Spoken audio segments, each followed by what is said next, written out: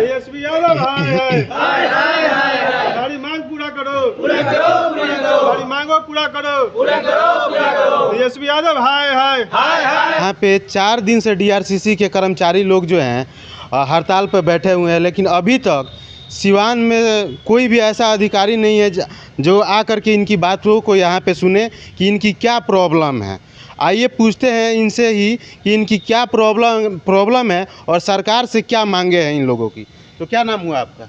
जी, मैं डीआरसीसी सिवान का जिला अध्यक्ष हूँ और बिहार राज्य सिंगल विंडो ऑपरेटर और मल्टीपर्पस असिस्टेंट के जो हमारे प्रदेश अध्यक्ष आकाश सिंह जी हैं, उनके आह्वान पर हम लोग 5 सूत्री मांग को लेकर 4 दिवसीय हड़ताल पे गए हैं। अगर 4 दिनों के अंदर 14 से 17 तारीख के बीच में अगर हमारी मांग नहीं पूरी होती है और सरकार इस पे कोई संज्ञान नहीं लेती है तो हम लोग अनिश्चितकालीन हड़ताल पे चले जाएंगे, जिसका लेटर भी हमारे प्रदेश अध्यक्ष आकाश सिंह जी के द्वारा निर्गत कर दिया गया है। सारे डीएम पूरे बिहार के जितने भी डीआरसीसी हैं सभी जगह ये पत्र चला गया है।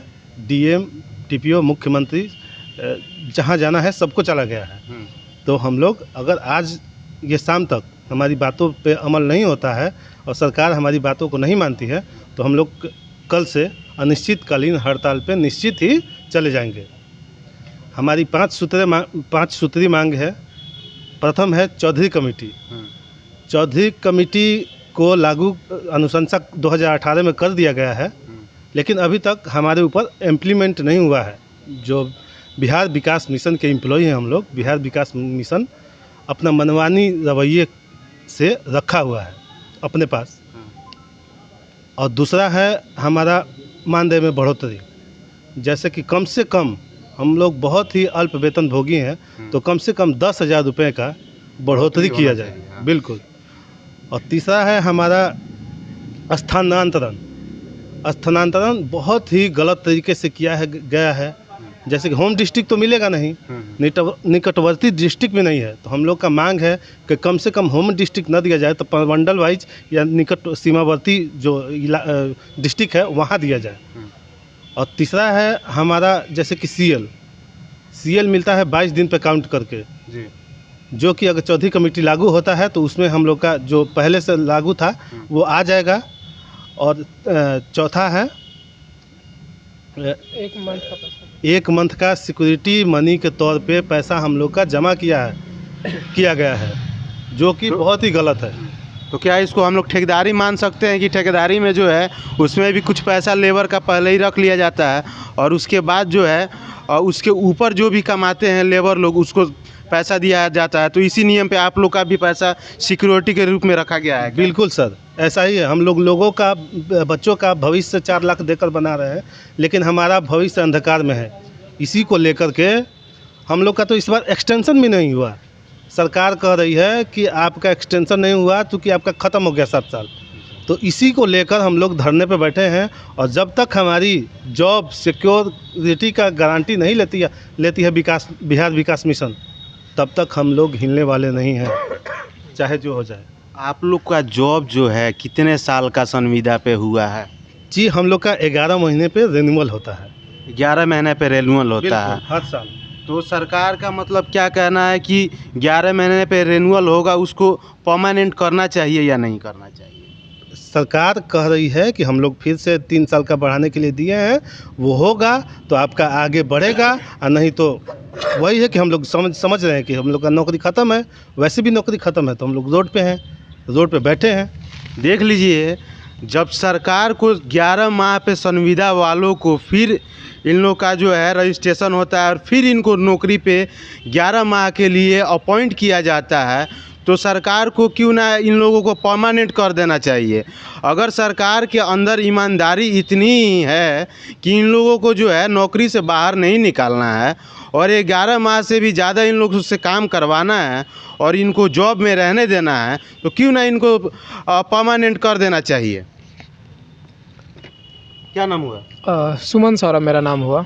आप लोग यहाँ पे किस लिए बैठे हैं? सरकार से क्या मांग है आप लोग? सरकार से जो हमारे अध्यक्ष महोदय ने बताया है कि 5 सूत्री मांग है, इसको लेकर आज नहीं, सालों से पहले हम लोग पत्राचार लगातार करते आ रहे हैं। हम लोग ने चाहा कि पत्राचार से हम लोग अपनी बात, 1-2 बार बिहार विकास मिशन से वार्तालाप भी हुआ, उन्होंने बुलाया, फिर भी आश्वासन देके, झूठा आश्वासन देके सिर्फ हम लोग को बहलाया फुसलाया और दिया कुछ नहीं। अंततः जो है हम लोग हड़ताल पे बैठ गए और अब तब तक नहीं उठेंगे जब तक हमारी मांग को पूरा ना कर दिया जाए। आप सोच सकते हैं कि एक संविदा पे आप किसी भी व्यक्ति को, आप तो पहले रेगुलर सब कुछ देने रहे, ना सीएल दे रहे हैं, ना छुट्टी दे रहे हैं, ना पैसा दे रहे हैं उस बेसिस के लिए, सब कुछ में कटौती। तो फिर ट्रांसफ़र का जब मुद्दा आता है तो सबसे पहले अस्थायी कर्मी को छोड़कर संविदा कर्मी को आप 500 किलोमीटर दूर भेज देते हैं। ये कहाँ तक तार्किक है? 500 किलोमीटर दूर, पैसा भी मिनिमम, तो घर परिवार कैसे चलेगा? कैसे चलेगा घर परिवार? आज मान लेते हैं कि हमारा भविष्य इस तरीके से है, मेरे बच्चे का भविष्य क्या होगा? कोई भी अगर इतने दूर 400 किलोमीटर परिवार को हम लोग छोड़ दें? 20,000 में क्या सारा एक ही जगह रह के जो है भरण पोषण हो जाएगा? बिल्कुल नहीं होगा। तो सरकार, हम लोग जो भी मांग कर रहे हैं, या चौधरी के, आप जो बोल रहे थे सरकारी करने की बात, उसी मुद्दे पे हम बोलना चाह रहे हैं कि चौधरी कमेटी का गठन सरकार के द्वारा ही किया गया था। आज से कम 10 साल पहले चौधरी कमेटी बहुत बारीकी से हम लोग को जो है, जितने भी बिहार में अनुबंध कर्मी थे उन पे अपना रिपोर्ट दी। उस रिपोर्ट में हम लोग का जो है अनुशंसा कर दिया गया। चौधरी कमेटी जो है फैसला ले ली कि ठीक है, इन लोग को मिलना चाहिए लाभ, लेकिन विभाग जो है उस कमेटी के रिपोर्ट देने के बावजूद आज 2 साल 3 साल बीत चुका है, लागू नहीं कर रही है। तो ये क्या समझा जाए? ये मनमानी ही तो है। देख लीजिए सरकार की मनमानी का नतीजा। और यहाँ पे ये लोग जो हैं डीआरसीसी में काम करते हैं और इन्हीं लोगों के द्वारा पैसा स्टूडेंट के खाते में भेजा जाता है और उनका वेरिफिकेशन, डॉक्यूमेंट वेरिफिकेशन इन्हीं लोगों के द्वारा किया जाता है। जब बताइए कि 100 150 रुपया दे देकर लोग जो हैं कंप्यूटर ऑपरेटर से अप्लाई करवाते हैं गांव देहात में, और उनका वैलिडिटी कितना दिन तक रहता है?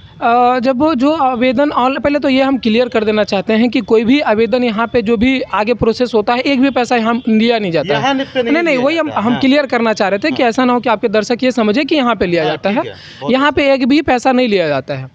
तो जो ऑनलाइन आवेदन होता है, तो जो SHA का है, जैसे स्वयं सहायता भत्ता का है, जिसमें 1,000 प्रत्येक महीना मिलता है, या जो लोन वाला है या KYP, तो 1 से 2 महीना अगर आप कोई भी बच्चा कहीं से ऑनलाइन करवाता है तो इसका 1 महीना वैलिडिटी होता है। स्टूडेंट क्रेडिट कार्ड का 2 महीना होता है। और देख लीजिए, बाहर से जब अप्लाई किया जाता है तो उसका 1 से 1.5 महीना वैलिडिटी रहता है। और जब ये लोग अनिश्चित काल तक जो है हड़ताल में जाएंगे, तो जो लोग अप्लाई करके आ रहे हैं, जिन लड़कों को इस चीज़ का जानकारी नहीं है कि डीआरसीसी के जो अधिकारी लोग हैं या उसमें काम कर रहे कर्मचारी लोग जो हैं वो लोग हड़ताल में हैं, तो समझ जाइए कि जो जहाँ भी पैसा दे रहे हैं उनका पैसा तो नुकसान ही ना हो रहा है। तो आप लोगों के या इस चीज़ पे संज्ञान नहीं लेना चाहिए। और जहाँ तक रहा कि भत्ता का जहाँ तक बात है, तो जो लड़के जो भत्ता के लिए फॉर्म डाले हैं और उनका भत्ता जाता है, प्रत्येक माह 1,000 रुपया उनके खाते में जाता है, तो अगर ये लोग अनिश्चित काल में चले जाएंगे हड़ताल पे तो उनके अकाउंट पे तो पैसा जाएगा नहीं। स्टूडेंट क्रेडिट कार्ड जो लड़का लिया है उसके खाते में पैसा जाएगा नहीं। और बहुत सारे ऐसे कॉलेज हैं जिनको फीस ना मिलने के कारण जो है वो लोग स्टूडेंट को कॉलेज से बाहर कर देते हैं। ये तो आप लोग भी अच्छे तरीक़ा से जानते हैं। क्या कहना है इस पर? स्टूडेंट का सारी मजबूरी हम लोग समझते हैं, हम भी उस दौर से गुजर के आए हैं। लेकिन एक ही चीज़ है कि अगर हमारा भविष्य, अगर हम बच्चे का भविष्य यहाँ संवार रहे हैं, चालक जो माननीय मुख्यमंत्री का बहुत बेहतरीन योजना है, पूरे भारतवर्ष में एकमात्र जो है अपना स्टेट है जो ये स्टार्ट किया था कि मिनिमम इंटरेस्ट रेट पे बच्चे को लोन दिया जाए और बच्चे का भविष्य सुधारा जाए। क्या नाम हुआ? मेरा संजीत यादव नाम हुआ। आप लोग मतलब ये कब से कर रहे हैं और कब तक करने का ये विचार है 14 से 17 है, आज तो अंतिम दिन है, लेकिन आज अंतिम दिन में भी देखा जा रहा है कि उम्मीद क्या है आप लोग को? उम्मीद तो अभी तक ऐसा कुछ नहीं है कि कोई पदाधिकारी या कोई ऐसा नहीं आए हम लोग का सूद लेने के लिए क्या हाल में है, कैसे जी रहे हैं, कैसे रह रहे हैं, क्यों हम लोग हड़ताल पे, ऐसा कुछ नहीं अभी तक किया गया हम लोग। तो अभी तो हम लोग 4 दिवसीय हड़ताल पे हैं और आज हड़ताल का चौथा दिन है। अगर हमारी मांगों को पूरा कर दिया जाता है तो हम लोग आज का हड़ताल ख़त्म कर देंगे। अगर हमारी मांगों को पूरा नहीं किया जाता है तो कल से हम लोग अनिश्चित काल हड़ताल पे जाएंगे। और उसी क्रम में हम लोग पटना में भी धरना प्रदर्शन करेंगे और हमारे मांगों पूरा नहीं किया जाता है तो क्या करें, हम लोग ही मजबूर है ना। समझिए आप, हमारी जॉब 11 महीने का है और 11 महीने के बाद हमारी जॉब ख़त्म हो जाएगी तो मेरा फैमिली, मेरा बच्चा सब रोड पे आ जाएंगे और हमारी सैलरी 20 से 25 हज़ार में क्या होगा। आज के डेट में इतनी महंगाई बढ़ रही है, हमारी सैलरी इतने, समझिए कि हर महीने 25 के बाद आते आते हमारी सैलरी ख़त्म हो जाती है। हम लोग कर्जा लेके गुजारा करना पड़ता है तो मजबूर में आके हम लोग धरना पे बैठे हुए हैं, हड़ताल पे बैठे हुए हैं। हमारी मांगों पूरा कर लिया जाता है तो आज का हम हड़ताल ख़त्म कर लेंगे। दिखाइए सारे लोगों को। ये देख लीजिए 4 दिन से ये लोग जो हैं अभी हड़ताल पे है, अभी तक कोई सुनवाई नहीं है, अभी तक कोई सुनवाई नहीं है। तेजस्वी यादव हमारी मांग पूरा करो, हमारी मांगों पूरा करो। तेजस्वी यादव हाय। भाग क्यों रहे हो?